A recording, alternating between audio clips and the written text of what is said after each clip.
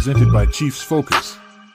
On this show, PMAC and you provide you front office insight into crafting a championship caliber team for the Chiefs. They are identifying the right pieces to possibly meld together to lead to success this upcoming season.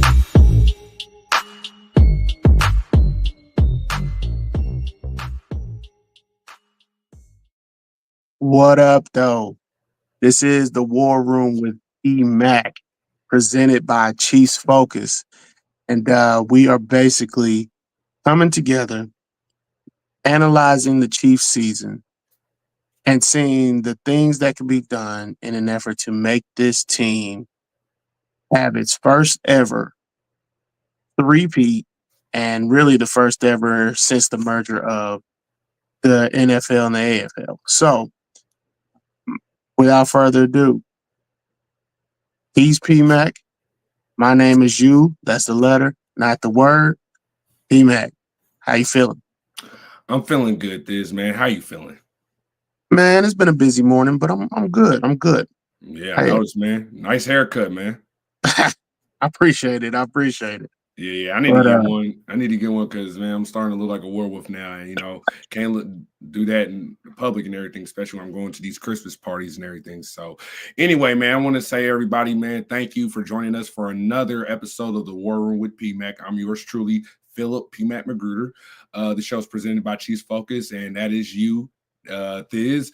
The letter, not the word, the letter U. I'm glad that you guys are joining here with us. We're 3 games away from the playoffs, y'all. And securing that number 1 seed this season has been quite a roller coaster for the Chiefs. But the key takeaway is that they consistently find a way to win. The Chiefs have a 13-1 record, 2 games ahead of the 11-3 Buffalo Bills. The team needs to win all the remaining games, and we'll be cheering for the Patriots twice and the Jets in the next 3 weeks before the postseason, if you know what I mean. So let's dive right into today's show with our first segment, which is That's News to Me. And before we hop into that, as you all can tell, I'm not in my apartment in Lawrence. I'm here in my bedroom here in Kansas City, Kansas, born and raised, and glad to be home for the holiday season. So let's get right into it. That's news to me. That's news to me. That's news to me. All right. As our first segment in News to Me, we're going to recap the Chiefs' defeat over the Cleveland Browns as the Chiefs defeated the Browns 21-7 on Sunday thanks to 6 takeaways. That's the most since 2016, man. Kansas City recorded 4 interceptions, 2 fumble recoveries, leading to 3 touchdowns in their most significant victory margin this season, 14 points. The first takeaway was when Chris Roland Wallace, my guy, stripped James Proche II's ball during a punt return. Then Samaje Perine recovered it. 3 plays later, Mahomes threw a 7-yard touchdown pass to Juju Smith-Schuster. Late in the second quarter, Mahomes connected with Noah Gray for a 6-yard touchdown on a 14-play, 87-yard drive. The defense then achieved another first half shutout. Nick Bolton then intercepted Jameis Winston in the third quarter right after halftime. The Chiefs scored again on a 4-play, 34-yard drive capped off by a 21-yard touchdown run by X-Man Xavier Worthy, pushing the lead to 3 touchdowns. Despite the Browns narrowing the gap to 14 points, our defense just forced 2 punts and 2 more interceptions on the Browns' last 4 drives. McDuffie, my guy, finally made a crucial end zone interception, a highlight reel interception with 2 hands, despite the length that everybody wanted to talk about that he didn't have. It's not the size of the dog, it's the size of the fight in the dog mode. McDuffie showed that on that play there that ended Cleveland's last serious attempt to score. The Chiefs held the Browns to their lowest point total this season, 7 points.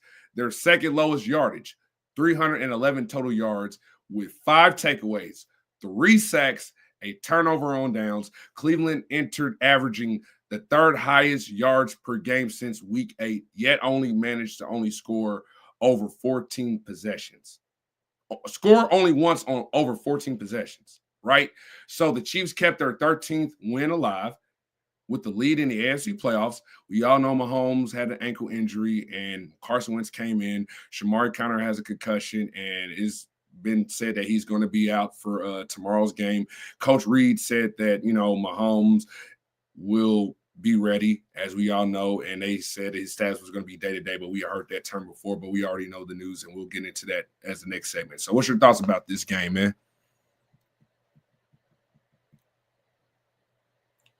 You're on mute, bro. Thanks. I expected turnovers, no doubt, because when you play Jameis Winston, you get turnovers. LASIK or no LASIK, you get turnovers. He serves them more than Dunkin' Donuts. But I ain't gonna lie, I wasn't expecting 6. I wasn't even expecting McDuffie to get any. Like, to be honest, I don't have those what's the word? Those expectations for a guy like McDuffie because he's contributor in other ways. Yeah. I don't really. I'd rather him focus on his strengths, which is pure defending, over the idea of takeaways. And that's one of the reasons why, which we'll probably talk about probably in the playoffs closer to the offseason. But that's why I want to find a guy like we did with Marcus Peters. Actual ball hawk. And a real legit ball hawk. And if you're going to ask me at what position, I'm going to say safety. I don't really want him at cornerback because I think Christian Roland Wallace could be our guy. But, if you can get better at that position, why not do it? And then even still, with Christian Roland Wallace being a year in already, and then you go and you draft one, you reset that payment clock. You reset the payment clock. And instead of it being 3 years to pay, then you got 4 years to pay. Right. So you got to think about all that as a GM. This is not just I got to pay this person, and so forth and so on. But McDuffie, he'll get his extension at the end of the year or during this offseason, I'm sure. And then I'm not 100% sure about Karlaftis. I don't know what the plan is there. Karlaftis is good. I'm going to tell you, you just said something there because I'm going to tell you what's going to happen now as you just said that. McDuffie's going to get the extension, so they don't have to tag him with that, 5th-year option. They already said it. We're going to pay him. Karlaftis is going to get the 5th-year option because you got to look at it. Karlaftis over the last 2 years, if you look at it, he's actually had more sacks over the last 2 years than Chris Jones. And I think that's what's going to be the factor towards him getting that. Then they'll work out something in the future. Which that's cool because that means that he gets an extra year and then we get to stagger these contracts. And then Chris Jones will be 1 year into his 3-year contract. It's a lot that goes into that. And I say that to say this. We're in a good situation. It doesn't feel like it. For me, this Chiefs team is what? Only one loss. And we could be 3 losses by the end of the year, but I don't think that's gonna happen. Don't get me wrong. Man, but when I look at our record, bro, the fact that we're 13-1, we should have beaten the Bills. We should have. Man, it's dang, we actually could be undefeated. And a matter of fact, the Dolphins would still be on their heels like, oh my gosh, we're shaking out our boots. They're really about to come for our record. But hey, it's fine though. I'm fine where we're at. That's fine. But I'm just trying to figure out, here's the thing.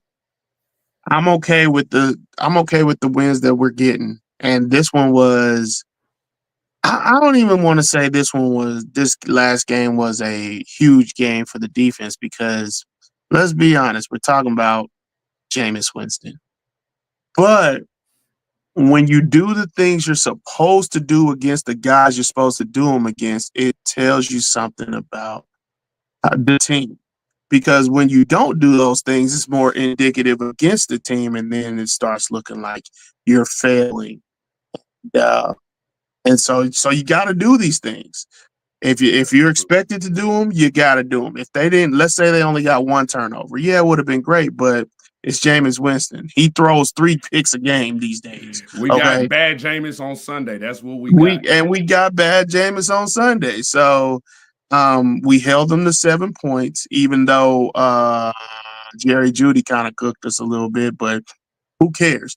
Who cares if he gets 100 yards off of however many catches? Okay, fine, go off. Do your thing this game. But the defense did really well, and I'm glad that they held up to the call because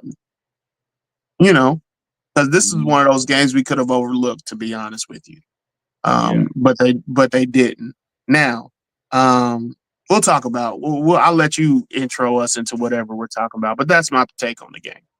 I got you, man. And I'm just making this post so everybody comes and checks on our show right now as we're live.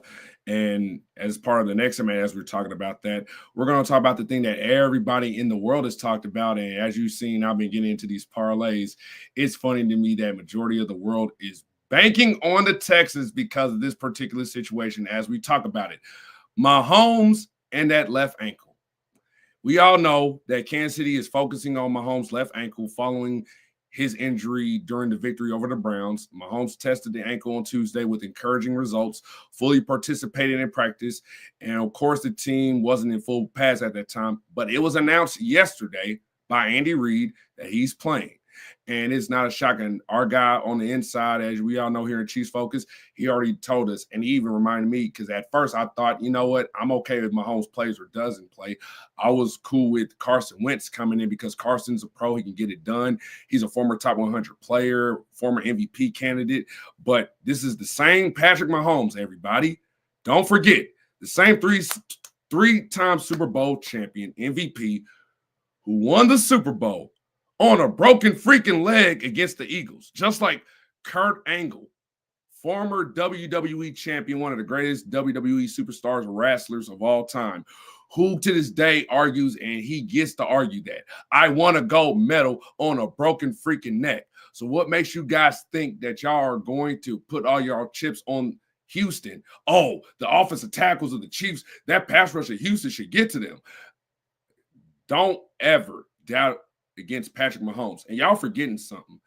There are 3 former Texans who hate the Texans who played in that game in 2019-2020 game that are still hate the Texans as a result of what happened. They were up 24-0.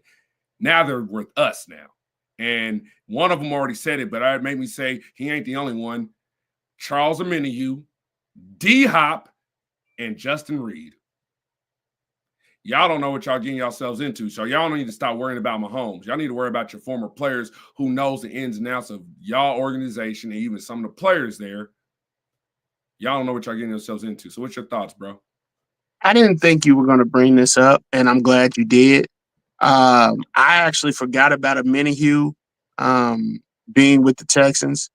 But then I saw a clip of him saying he does not like the Texans.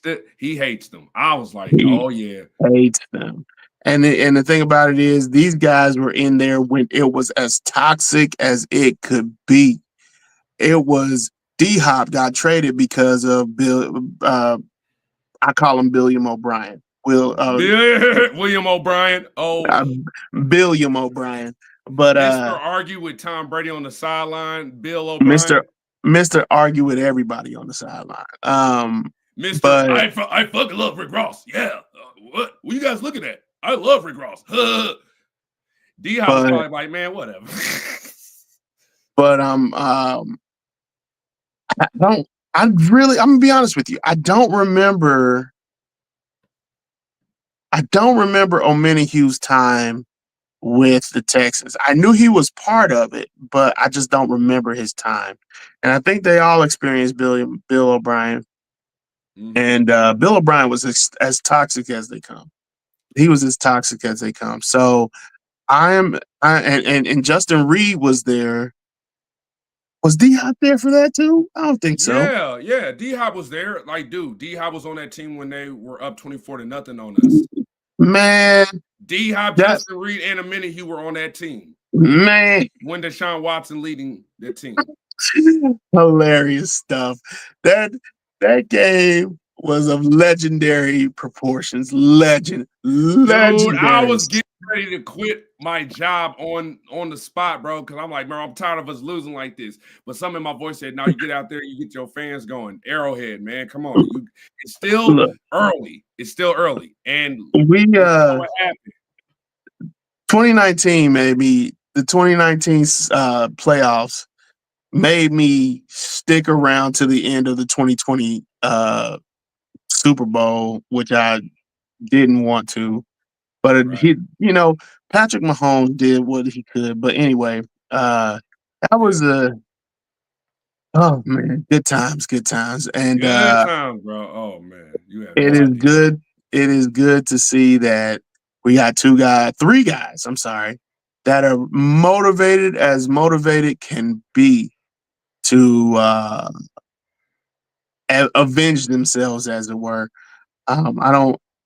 I think many who really can't stand them. Justin Reed came to the light because he was the one that got stopped. He was the one that got stopped on that fake punt, if He I'm not did. mistaken. He Yeah, did. It was he him. got Dirty stopped by Dan.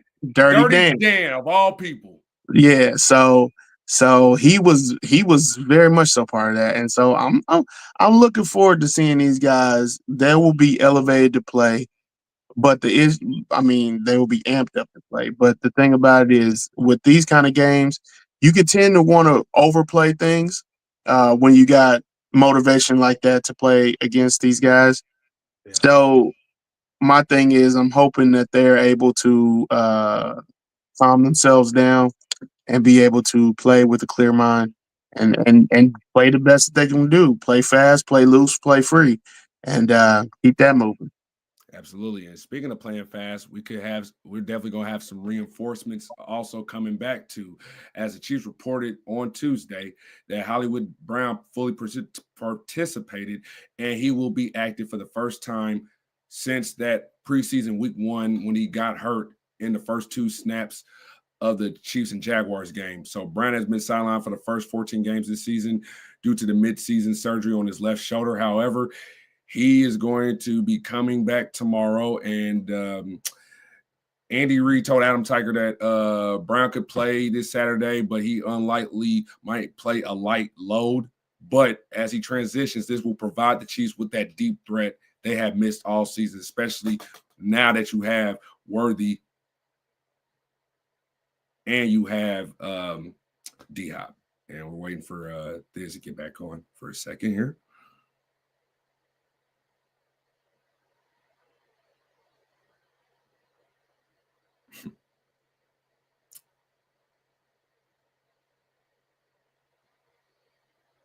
You good, man? I can hear you. All right, my fault.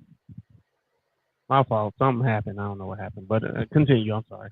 You're good. I was just saying that with Brown coming back, he's going to have a light snap count as he transitions back, but he's providing the Chiefs with that deep threat that we've missed all year, especially when we have Worthy and D-Hop. So what's your thoughts about Hollywood Brown and him coming back to the team?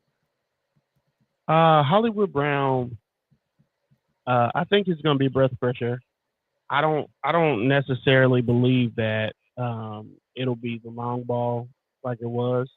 Right. I think a lot of people are going to expect it to be the long ball, but I think Hollywood's going to need to learn how to be more intermediate, not necessarily catching passes, short. Yeah, not necessarily short, but intermediate, the 10 yards to 19 and whatever.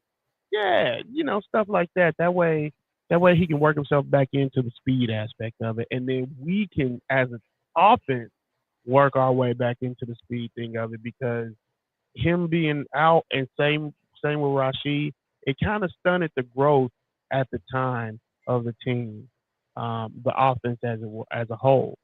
And so when it stunts that kind of growth and everybody else has to kind of grow up at the time, you got to kind of shift everything. Yeah. And now it's not just going to go back to what it was. You have to kind of shift everything back, and you have to manufacture this shift. So I'm not a huge fan of Nagy right now. I don't believe the play calling has been consistent enough to be on the level where we needed to be. However, I say that in with the realization that we're 13-1. Nagy's doing something right. While the offense doesn't look super amazing, the offense is doing exactly what it's supposed to do. It's doing Absolutely. exactly what it's supposed to do. So I'm interested to see how Nagy and Reed work Hollywood Brown into the mix and get him ready for the game, because I've heard raving reviews. I've heard that he looks amazing. So I've heard. That's so all I like to hear. If that's the case, then let's get it going, because it could be a huge deal that he's back. Could be a huge deal. Absolutely. And I said this in episode 17, especially in referencing Hollywood, especially when he comes back, and here we are now. I mentioned that only a few coaches know how to leverage that pure speed, like Worthy and Brown's, like, generating those explosive plays, much like Big Red throughout his years working with Deshaun Jackson, Tyreek Hill, now Worthy in Hollywood.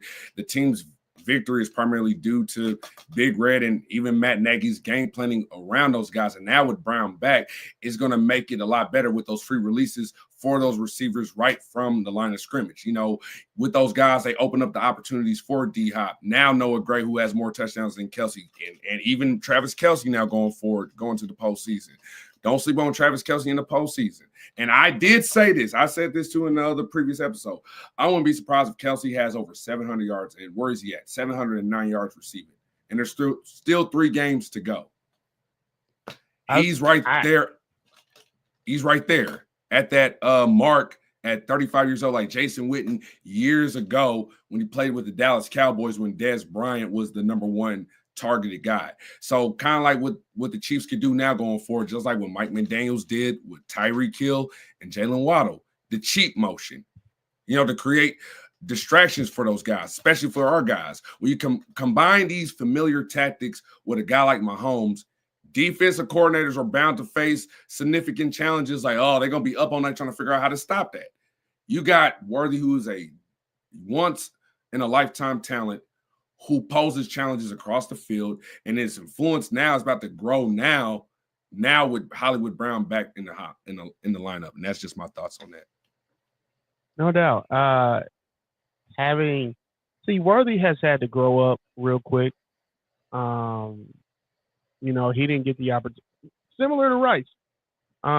He didn't get the opportunity to naturally develop and then take this year and just be the speed guy, and then take next year and end up, learning the route tree a little bit better. He had to kind of get up in there and figure it out ASAP because of necessity, because we ain't had nobody. And so with that being said, his progression, his maturation at the wide receiver position helps us and Nagy and Andy Reid draw up things, and Mahomes draw up things that could be a lot more trippy, a lot trickier than it would be had it just been Worthy just doing end arounds and speed options stuff. Yeah. Now you got both of them. So, and you got D-Hop, because look, you got Mr. Hand, you got Juju, because Juju will go off sometimes. Like, not having Hollywood might have been the best thing for this team. Absolutely. And then don't forget you got Old Faithful, Watson. So it is what it is. You never realize what you got until you actually absolutely need it. And yeah, it might not be a 5-star meal, but you're gonna eat and you're gonna eat good. It just might not be a Michelin meal, but just got to figure it out. You know what I mean? Mm-hmm. And in order to make that move for Hollywood to be activated to the roster, we had to make a move that I know most fans have been waiting for a while. And less than 5 years ago, the Chiefs drafted running back Clyde Edwards-Helaire with the last pick of the first round in the 2020 NFL draft. This past Monday, they waived him with 3 games left this season. And at 25, Edwards-Helaire had a career low season, averaging 3.2 yards per carry. And we all know the rest of 15 games. He rushed for 223 yards, scored 1 touchdown on 70 carries, 118 receiving yards and 17 receptions. Part of that 2019 LSU National Championship team. And most people thought he was going to go to the Bengals after being cut by us, but he's going back to home to Louisiana to play with the Saints. But got to say, without Clyde Edwards-Helaire, we wouldn't have back-to-back world championships despite what he had gone through. And despite this, the Chiefs chose to release Edwards-Helaire as they pursue a third consecutive title without him. But without his help, we wouldn't be here. And just want to thank Clyde for his contributions. No doubt. Clyde, we kept him on as long as we could. I know he's been dealing with some mental health issues. Yeah. So I do believe that the Chiefs wanted to keep him, but at some point you got to make a move, and it's all to make the team better. And I'm glad to see he actually signed on with another team. He was able to sign on with another team, and that's the thing about Andy Reid. He's normally not going to let you go. He's normally thinking about your career past the Chiefs. Yeah. Like he'll let guys go early in the preseason so they can start catch on with another team. It's just the way he operates. So shout out to Clyde Edwards-Helaire. Thank you for the contribution that you've given us over the past since 2020, and appreciate everything. Good luck to you with the Saints. Back on. All right. Now let's move on to our next segment. And the next segment is one of my favorite segments, 3 standouts from this past Sunday. As we secured our 9th consecutive AFC West crown against the Chargers, especially after this game against the Browns, there were 3 players that really impressed me with their standout performance against the Browns. And as I've always said, there's no I in team or standouts, but these 3 players and the crucial plays that they made were instrumental in the team's strong performance. And here are the 3 players or groups or an assortment of whoever you want. In my opinion, these groups or players or individuals were instrumental in the Chiefs' victory. I'm just going to start with the entire Kansas City Chiefs defense, the entire defense on Sunday, man. Even including special teams defense are basically go hand in hand. 6 takeaways, 4 interceptions, 2 fumble recoveries. This was the highest total since week 3 of 2016 when we had Marcus Peters and Steven Nelson at the time. And this is the 3rd time in 5 seasons that we have had this type of game. Chris Roland Wallace forced a fumble on Porsche, recovered by Ping Ryan, marking the first takeaway. Later, safety Brian Cook intercepted a pass in the end zone, with linebacker Nick Bolton making the 2nd interception on the first play of the second half. Leo Chenal caused a fumble from Nick Chubb, whom Drew Tranquil recovered. The last 2 takeaways came from Trent McDuffie and safety Jaden Hicks. Jaden Hicks hadn't even played that many snaps this year, and he's already got more interceptions than Justin Reed. And he did this. They did this on the Browns' final drives, with McDuffie securing his first career interception. The Chiefs became the 4th team this season with at least 4 interceptions in a game. Defensive end George Karlaftis recorded 2 sacks, while Wharton, Minihue, and Drew Tranquil each had a half a sack. Bolton had a half a sack, contributed all to a total of 5 sacks, matching their season high. 3 sacks occurred on 3rd down. And in quarterback pressure terms, Chris Jones had 7, Karlaftis had 6, totaling 13 pressures for the day.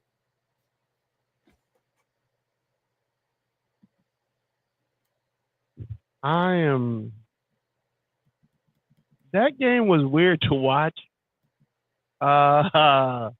We knew they'd do good, but it just, I don't know. It was very weird. I can't deny it. But it was good to see the defense get back to what they were, because I felt like they were kind of trending downward for a second there for a couple games. They were. Yeah, they were trending south as opposed to trending up. And this game could be what the boost that they need to move forward to the offseason, or to the postseason, I'm sorry. And shout out to Christian Roland Wallace. who is CR Dub, CR Dub, yeah. who, if I'm gonna be honest with you, if he plays his cards right, could end up being the next Ward for this defense. I can see that. Absolutely, man. I think Yeah. he's got the skill set, man. The only thing that was going to keep him from playing on the outside is the speed. But Spags should trust his technique because his similar technique and skill set is just like Josh Norman. Josh Norman wasn't the fastest, but you saw how he became an all-pro. You just got to trust that skill set. And with McDuffie on the other side, it helps there. And then with Brian Cook and all those guys on the back end, you should be able to not have to worry about spending significant resources on stuff like that. However, I will say this. It would behoove you to hedge that bet and go for broke and try to get you another guy on the other side. But I think Christian Wallace, like I said, could be your next, I don't know if Hines Ward, but Charvarius Ward. Charvarius wasn't what? I think he was undrafted, but he might have been a seventh round. He was undrafted with Dallas, and we traded for him. And then I will refer to this a lot because he got developed from the ground up in Kansas City. He did, man. And he had to go through the fire. He had to go through the fire of Phillip Rivers. Phillip Rivers cooked him at home. Cooked him at home. But he was better for it, and then ended up serving his time with the Chiefs and then ended up going to the 49ers, so forth and so on. I think Christian Roland Wallace could literally kind of do the same path as Charvarius Ward. So, and it would be cheaper on us considering you have McDuffie's contract next year. You also have, me and you talked about this off air, but you also have Karlaftis' contract next year. Chris Jones still has 2 years left on his deal. So it's a lot of moving parts here, and it would behoove you to see what you got in Christian Roland Wallace. If you don't have anything, you keep it moving and you figure it out. You got it. Trust me, you got it. And now with Connor going to concussion protocol, trust me, I think you're going to see better play from the slot position than you've seen all year, and you're going to be like, wow, the Chiefs might not look. And here's the thing: it's nothing against Connor. Connor is your pure hybrid safety. You use him. As a matter of fact, you got your future next season. I think all the Chiefs need to add is safety depth, at least one more safety for depth, and another corner, especially for competition with the guys like Watson and Williams. Even though Watson is the guy, but that's not even going to be guaranteed to next year. Even Roland Wallace might challenge for the number 2 corner spot. Now, we'll see. We'll see because Watson is coming back. And here's my thing. Watson was great, but he had his I don't want to say his shortcomings, but I want to say his limitations. Let's put it like that. Yeah. But you realize what you had in him when he was gone. Yeah. We realized that he was better than a lot of people gave him credit for. And so with that being said, I'm not throwing Watson out at all. Not doing it. However, you do have cap concerns you have to think about. And when you have to think about those things, like I said, you drafted 2 guys at the first round, and that's McDuffie and Karlaftis. So you got to figure all that out while you have to pay some guys, and then you also got to figure out what you're going to do in the draft. So it's so many moving parts, and I'm interested to see what happens because there are some things that need to be figured out, as it were, with the defense and the offense, to be honest. And Spags, we trust, man. That's all I gotta say. No doubt. Because he's driven. He's part of because if it wasn't for Spags leading this group of the players that Veach has put in front of him, he's part of the team. He's part of the reason why this team has been successful, especially since 2022. We've been a top 3 defense in points allowed. Like we have allowed the fewest points, the 3rd fewest points in the NFL since 2022. That's Seattle Seahawk Legion of Boom territory. And that's what I'm saying. And we're clicking at the right time, especially with the interceptions and the sacks all coming at this time. Now we went from being top from 27th and 32nd in those categories to now being in the middle right at the time. And don't be surprised if we all finish in those categories in the top 10 and they're like, how did this happen? Yeah. So I can see that. Yeah. So my next player, none other than Xavier X-Man Worthy. Worthy is elevating his status in the league. The rookie wide receiver notched his third rushing touchdown of the season on Sunday with a 21-yard run to the outside early in the third quarter. The play involved Mahomes passing to Worthy. However, because it was a backward throw, the touchdown was officially classified as a rushing touchdown. This play has also established a milestone for Worthy, though. He is officially the fifth wide receiver in NFL history to have 3 rushing touchdowns and 3 touchdown catches in his rookie season. He joins the ranks of Deebo Samuel, Tyreek Hill, Eric Metcalf, and Charlie Taylor. Worthy. Ooh, Eric Metcalf. Yeah. Yes. It's been a while since I heard that name. Go ahead. I'm sorry. You're good. See, like those type of players, man. Like, shoot, I've been shocked if he was ever close to Gale Sayers. Like, I'll get to that point though. Worthy concluded the game with 76 yards, 46 receiving, 30 rushing on 9 touches. He is currently tied with Cardinals wide receiver Marvin Harrison Jr. for the second most total touchdowns this season among all rookies with 7. Listen, for a team that has had red zone issues this year, last year, so forth and so on, having a guy like Worthy being able to score 4 touchdowns has been really great. He's still going to play probably the next. I'm gonna be willing to bet he's willing to play. They're going to play him for 3 games.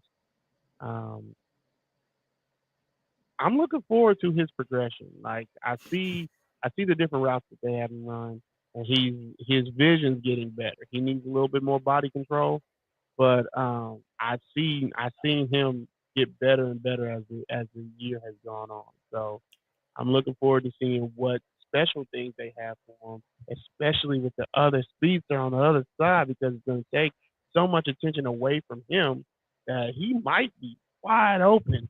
And eventually, Patrick Mahomes will hit on these long plays. It's not going to be it will happen eventually. Yeah. And when it starts, watch out. Right. Here's the other thing, though. So X is having a fantastic season. As a receiver, he's been terrific for us, especially stepping up for Hollywood Brown when he wasn't there even before getting D-Hop. He's been doing the best that he can. He's a great competitor, and he's a fantastic kid for our team. But I truly think, and we haven't seen it yet, I truly think he could really have an effect on our team at returning a punt.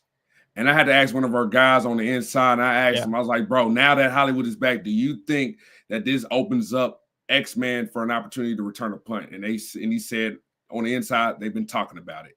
So I knew there was something in me that said, my gut feeling saying, don't be surprised to start seeing more of it, and he breaks out for one. Yeah, man, I like to see it. And it would really solidify his legend, like right up there with Tyreek, because you're already seeing it. Deebo and even Tyreek. And I don't know much about Eric Metcalf, to be honest, and Charlie Taylor. I need to look up those guys and watch their stuff. But I bet you they was returning kicks back then, too, and running it down their throats. Like Dante Hall. Let's get it going, man. Use all the stops on them. You know Tobe wants him. You know Tobe. Oh, you know it. Tobe wants, yeah, Tobe. And so with that being said, Tobe tends to get the things that he wants out of Andy Reid, and it works. So his field vision is already better. His field vision has been so clear, and so that will do nothing but help him. And that means that we're going to see him in the playoffs. And it's going to be weird because I'm sorry, I'm still not used to the kickoff. I'm still it's different for me to see, but I know he can get through there because he just has natural speed that's just crazy, and you also won't have to worry about like a defender running alongside of him. So I think he might do better with kickoffs over receiving. Who knows? But I'm looking forward to seeing him be that guy. I'm looking forward to it.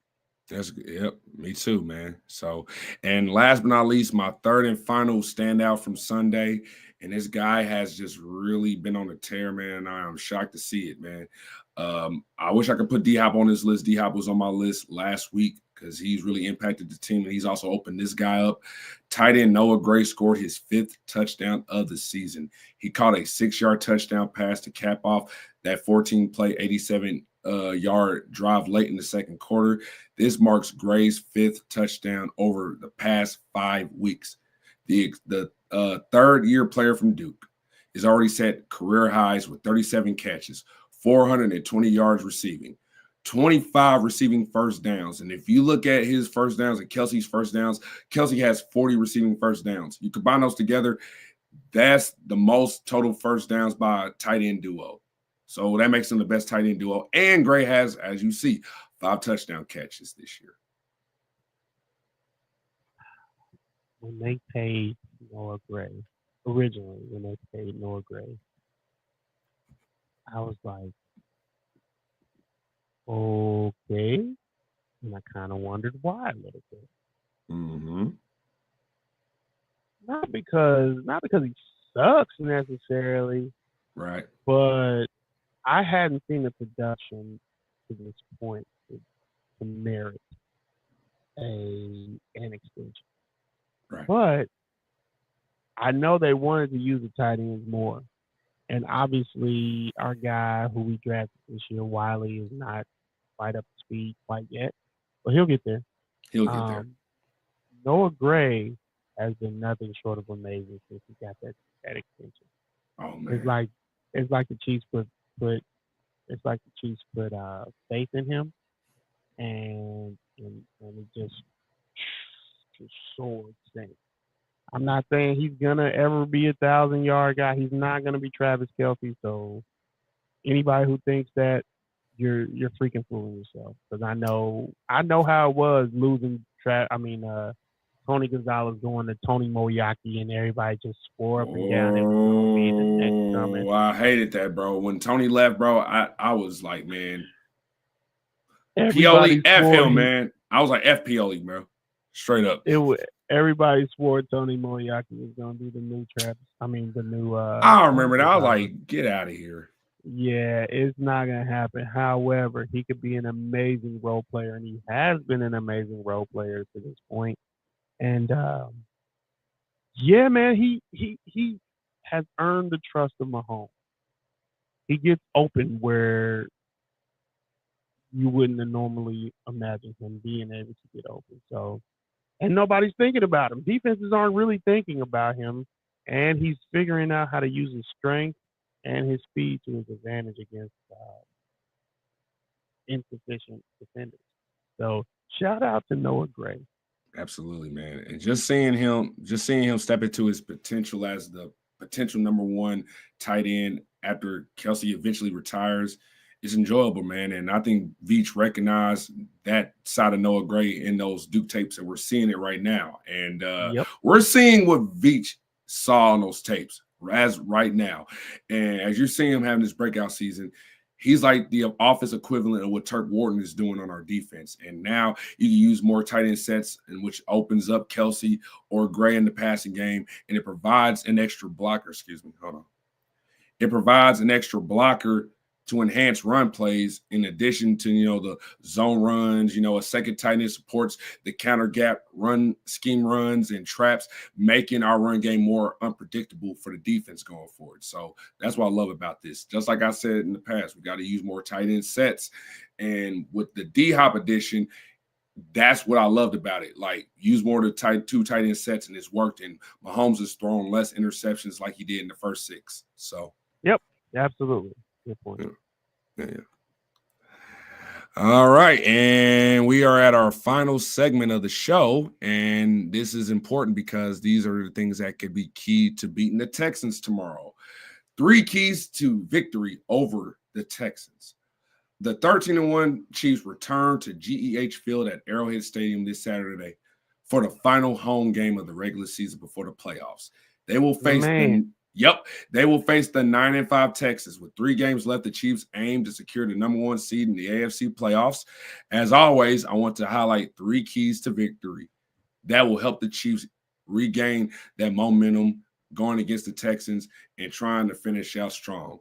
So, number 1 key victory to stopping the Texans and winning: keep Joe Mixon contained. Running back Joe Mixon is the Texans' all-purpose back capable of making plays in the passing game and ripping off explosive runs in the run game. He has over 1,187 yards from scrimmage and 12 total touchdowns in 11 games. Ensuring the Texans stay out of the end zone or even in field goal range starts with swarming towards Mixon, minimizing the damage he does with the ball in his hands. That places importance on the Chiefs' D-line getting penetration against the run and the linebackers staying disciplined in coverage.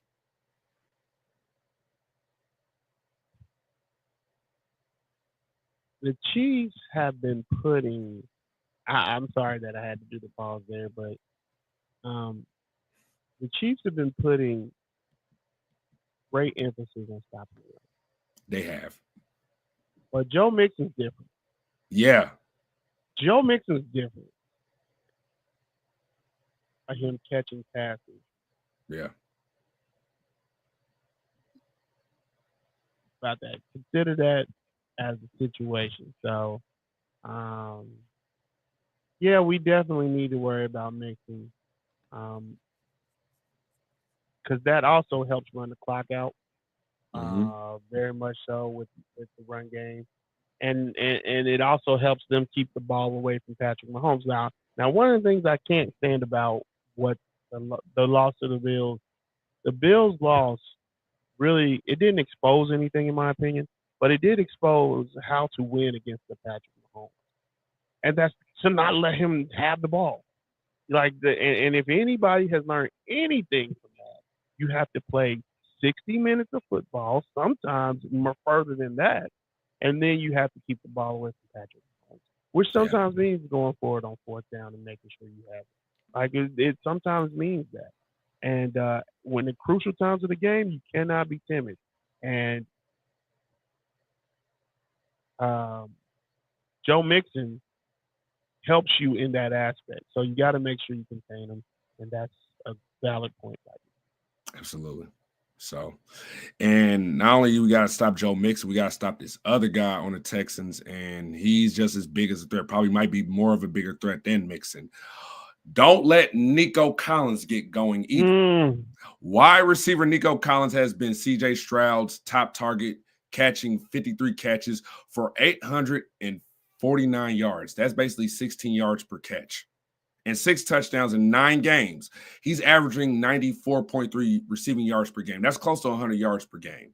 At 6'4", 222 pounds, he's a big, speedy target for Stroud, but he's also capable of making plays between the 20-yard lines and the red zone. If limiting Mixon is priority number 1, priority number 2 must be disrupting the C.J. Stroud to Collins connection. Yeah. Like Nico Collins is always going to be a factor in this situation. Oh, dude. Always. I'm not going to lie, I've been parlaying with Collins, and he's been scoring touchdowns for me, but I'm not going to choose him at all this week at all because it's wartime between us and the Texans. And he's a legit guy, man. And I'm like, okay, he's one of those guys that the Chiefs should have definitely considered down in the future. But, we'll look at more players like that in the future, man, because, just the metrics and everything. But he's really turning out to be that star guy. And, he had to step up since Stephon Diggs went out. And imagine if Stephon Diggs was in this game. It'd make it really more tougher and crucial for us in this game. But most definitely. But Nico is killing me in the game. And he got his extension. So, I mean, he's motivated on top of that. Yeah.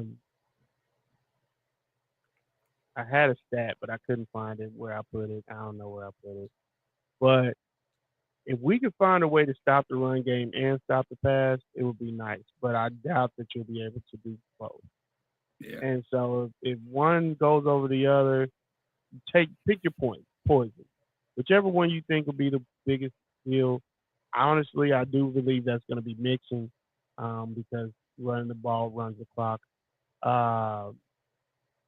And We're not tending to score as quickly as we would like to. So if I'm going to stop one, I'm going to stop Mixon. But this defense is good enough to stop both. We got to be honest with you. This defense is good enough to stop both. And so it's going to be a tall task, but we got to be up to the challenge. Absolutely. Absolutely. And last but not least, my third and final key for the Chiefs to win on tomorrow: capitalize on opportunities in the passing game and protect quarterback number one. And I'm looking at you, Jawan Taylor, 74. Joe Tooney, you're fine, man, but I understand, my guy, the left tackle position. But, you got to do your job, man. It's never going to be easy. I played offensive line before, but Jawan, I'm going to straight up say it. Step the fuck up. Stop playing like a little bitch. Yeah, that's right. I said it, 74. Stop playing like a little bitch, bitch. I said it. Protect QB1. So the Texans might have a good defense, but there is one glaring weakness. They have allowed the seventh most receiving yards per game to opposing wide receivers this season.